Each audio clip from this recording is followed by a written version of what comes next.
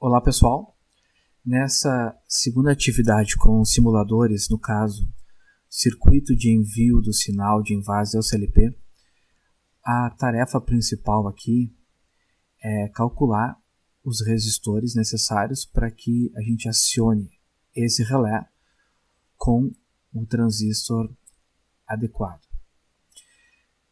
Esse relé, a bobina é acionada com 5 volts e é necessário uma corrente de 120 mA para que essa bobina acione os contatos do relé. Para isso, então, é necessário calcularmos o R1, que é o resistor entre a saída do microcontrolador e a base do transistor, e também é necessário calcular um resistor de pull-down, que é o resistor R3. Então, veremos como fazer isso agora. Na ordem de serviço, na especificação técnica, aqui temos uma dica. Segundo Malvino, 2008, página 224, quando necessitamos uma saturação forte de imediato, como é o caso do uso do transistor como chave, abre aspas, o projetista usa uma regra de 10:1, que informa que a resistência da base é aproximadamente 10 vezes maior que a resistência do coletor, fecha aspas. Então vamos fazer a polarização desse transistor para que ele atue como uma chave de acordo com essa regra.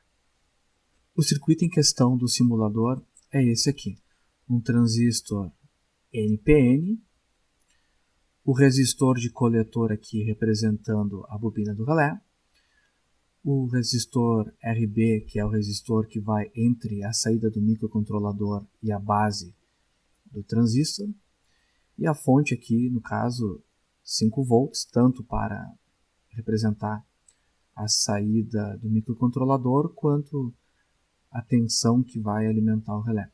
Nós queremos então calcular um resistor de base tal que, ao fechar a chave, ou seja, ao acionar o microcontrolador, coletor e emissor entrem em curto-circuito, ou como se fosse curto-circuito, ou seja, saturando o transistor.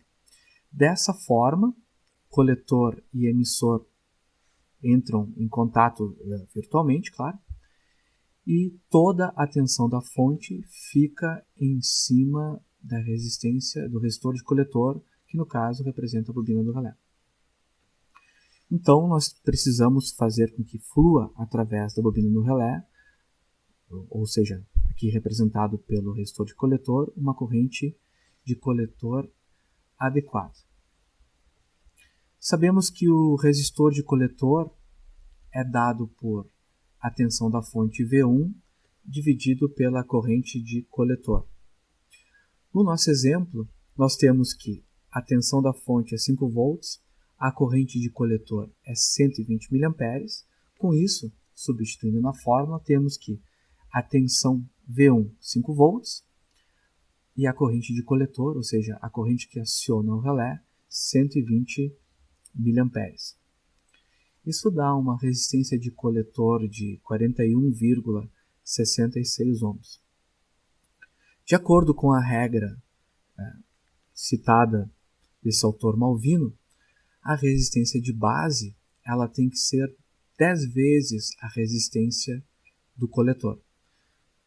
Ou seja, multiplicando então 10 vezes 41,66 ohms, chegamos a um resistor de 470 ohms. No caso, eu já escolhi aqui o valor comercial mais próximo.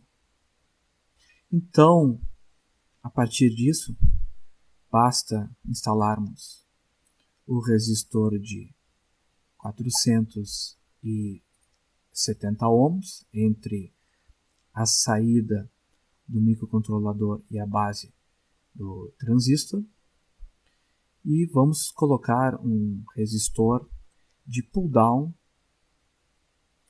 de 22 kΩ.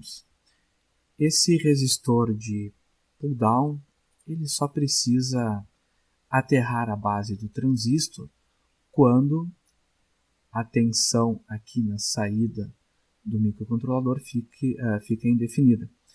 Então, 22 kΩ faz bem esse papel. O simulador pode sortear outras configurações com transistores PNP, outras configurações aqui para o LED com os pinos trocados, porém o espírito para se fazer essa tarefa é esse. Uma boa tarefa para vocês, bons estudos.